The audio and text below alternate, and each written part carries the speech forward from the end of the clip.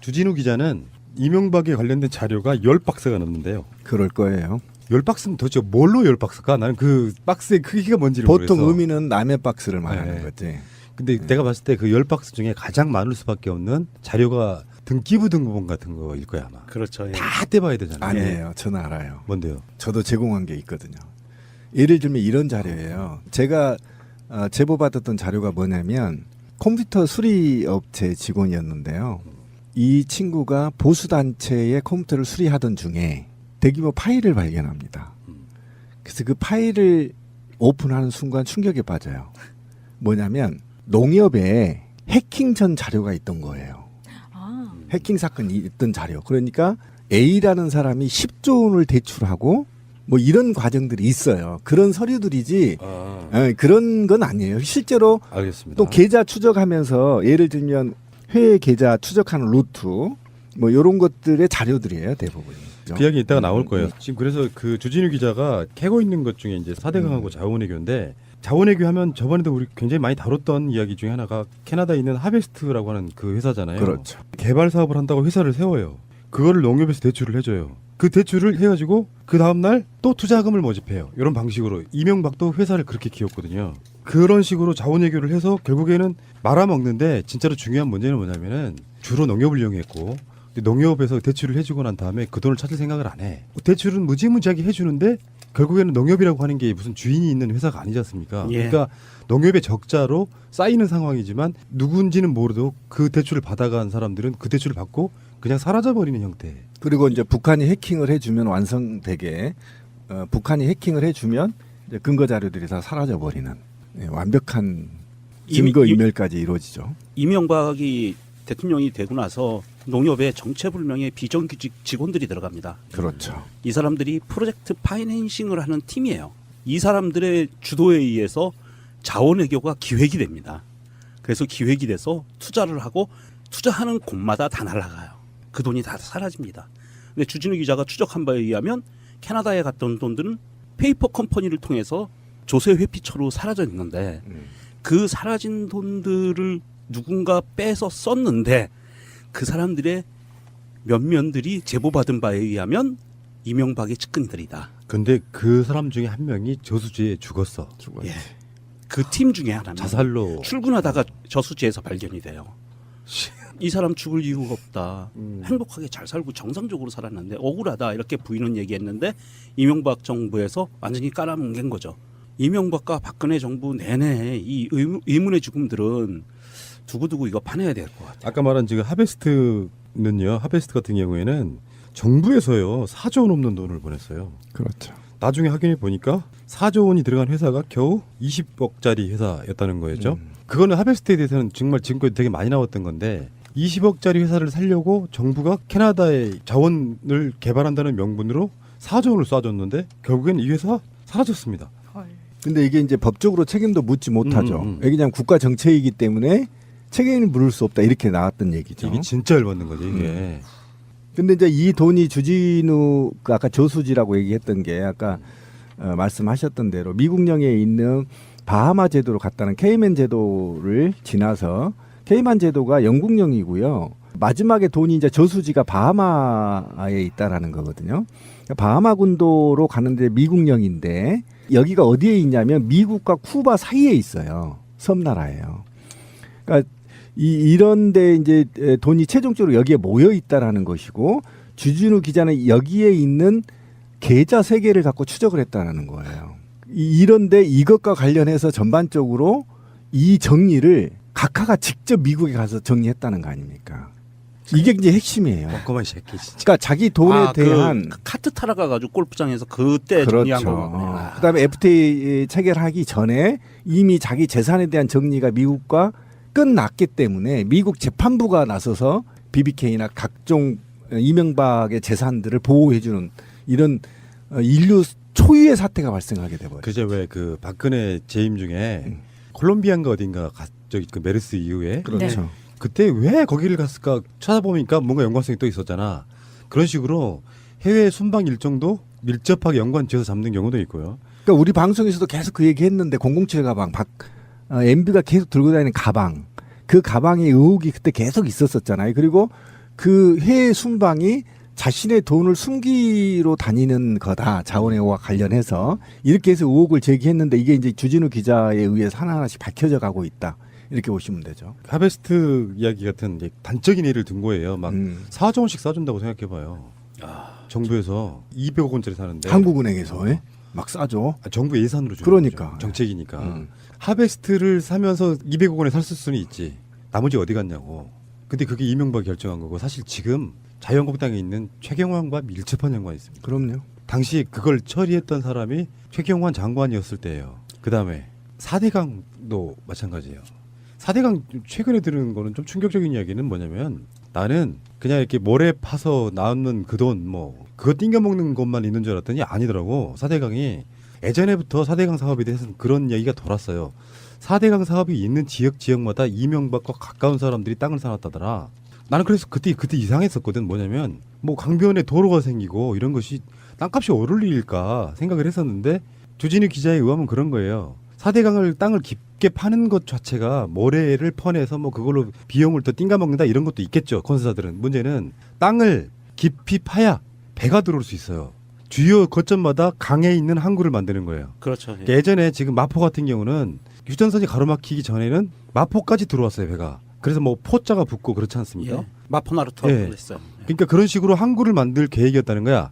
그러니까 그 항구 주변 만들어질 수 있는 그 예정지 거기에 땅을 사놓는 사람들이 이명박 측근들이라고 보는데 문제는 측근들이 사긴 샀는데 이명박이 거기다가 가압류를 걸어놔. 1,000원짜리 가압류. 가압류. 왜 그렇게 했을까 생각해 보면 마음대로 못 팔게. 자기가 누구한테 맡기긴 했어. 네. 그 일을 맡기긴 했는데 믿을 수가 없는 거야. 믿을 수가 없어가지고 가압류를 걸어놓은 상태로 그러니까 이명박이 땅일 가능성이 가장 높다는 거죠. 그러니까 그게 이제 어. 다스의 김재정 이명박 처남 말하는 거예요. 그러니까 처남이 67만 평을 사들이고 처남이 살 때마다 항만공사 대형 공사들이 들어갔다는 거예요. 그러니까 4대강 얘기를 우리 방송에서도 예전에 했었는데 예를 들면 만약에 4대강이 만약에 무슨 공사했었죠? 내륙으로 배가 지나가는 대운하. 대운하 네. 사업의 전제로 하고 그 대운하에 항이 생기는 곳의 주변에 땅을 미리 지인들이 사는 거죠. 이때 땅이 보통 4만 원에서 5만 원 정도 된단 말이에요. 그러면 이 수자원이 이 땅을 사들일 때는 적어도 20만 원, 15만 원 된단 말이에요.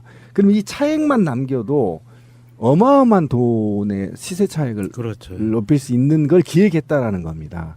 이제 그런 측면에서 아까 말한 대로 지인들한테 자기 돈을 넣어서 사게 하고 그다음에 거기에 가압류를 넣어서 함부로 하지 못하게끔 제동장치를 걸어 놓는다는 거죠. 이게 그러니까 이런 측면에서 봤을 때 굉장히 악질적인 국가 이게 전체를 지금, 자기 예. 이익에 돈을 벌기 위한 수단으로 활용했죠. 이게 지금 그 하나의 고리로 움직이는 게 제가 보기에는 이명박이 자원외교라는 핑계를 대고 외국으로 돈을 빼돌려서 조세 회피처로 돈이 간 다음에 이 조세 회피처에 있는 돈이 검은머리 외국인의 투자 수단으로 국내에 다시 유입이 돼요. 그래서 민자고속도로, 민자터널 이런 부분들, 민자 다리 이쪽으로 가고 또 부동산 투기 쪽으로 가거든요. 그러면 이 돈은 외국에서 투자한 돈이기 때문에 외국 투자 자본이라 이거는 철저하게 감시가 잘 안 돼요. 그러니까 이게 계속 돌고 도는 순환골인 거죠.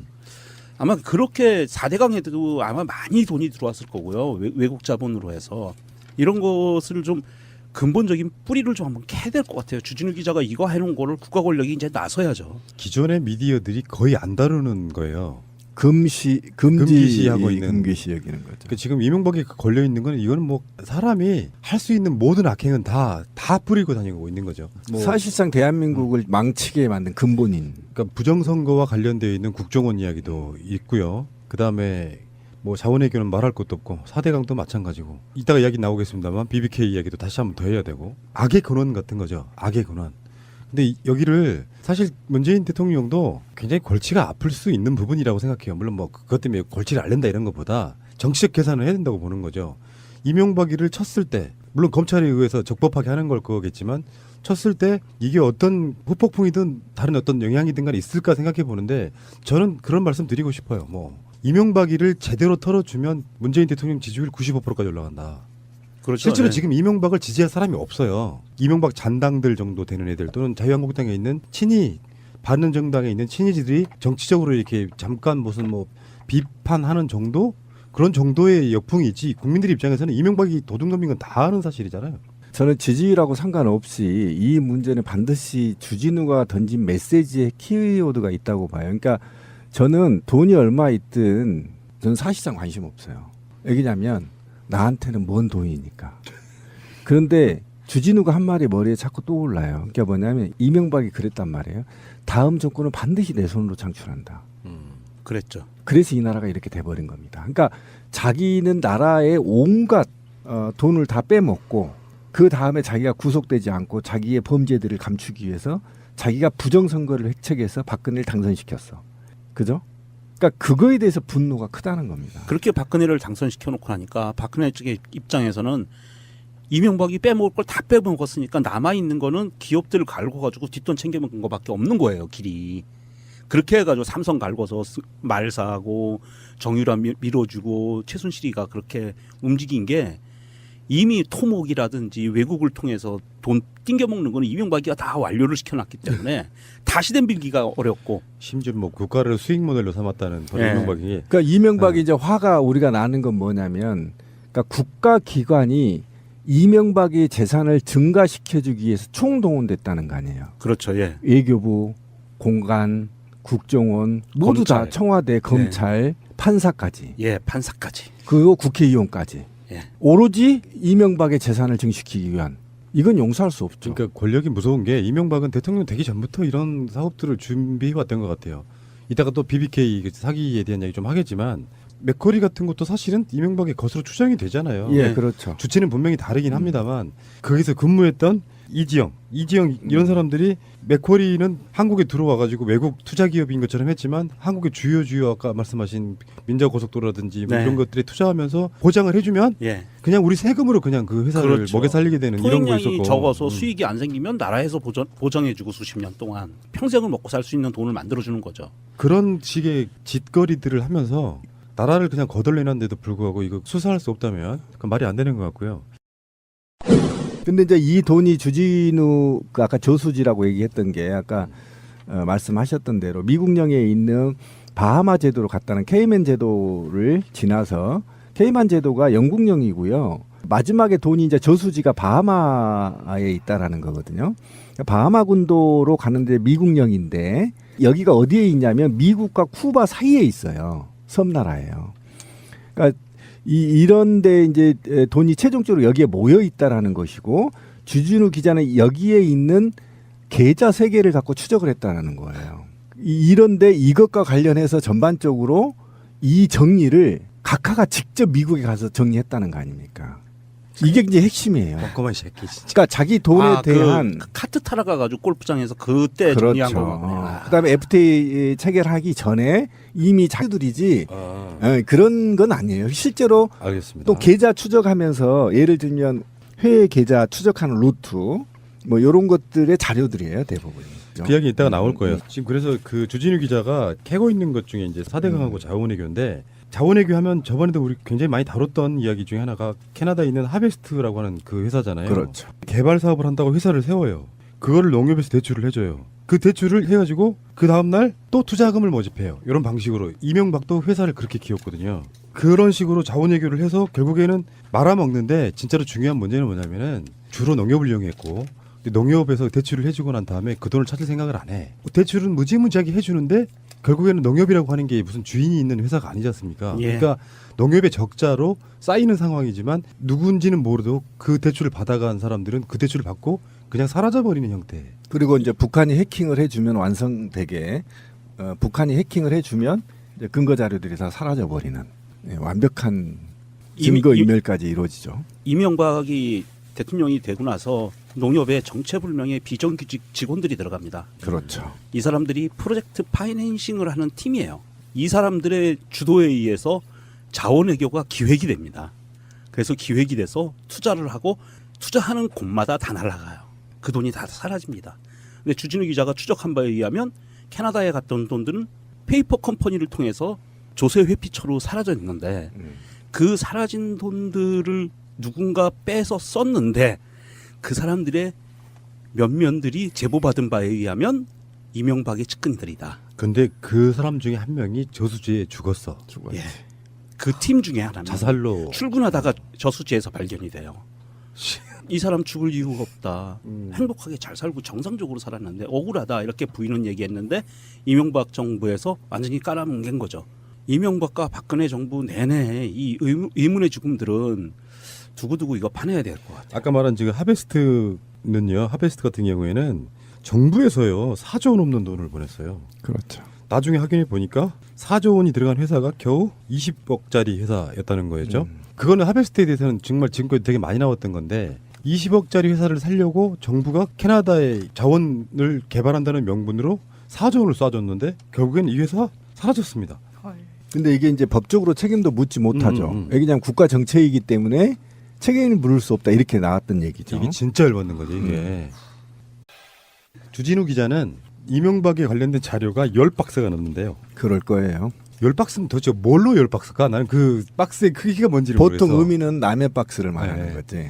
근데 내가 봤을 때 그 10박스 중에 가장 많을 수밖에 없는 자료가 등기부 등본본 같은 거일 거야 아마. 그렇죠. 예. 다 떼봐야 되잖아요. 아니에요. 저는 알아요. 뭔데요? 저도 제공한 게 있거든요. 예를 들면 이런 자료예요. 제가 제보받았던 자료가 뭐냐면 컴퓨터 수리업체 직원이었는데요. 이 친구가 보수단체의 컴퓨터를 수리하던 중에 대규모 파일을 발견합니다. 그래서 그 파일을 오픈하는 순간 충격에 빠져요. 뭐냐면 농협에 해킹 전 자료가 있던 거예요. 아, 해킹 사건이 있던 자료. 그러니까 A라는 사람이 10조 원을 대출하고 뭐 이런 과정들이 있어요. 그런 서류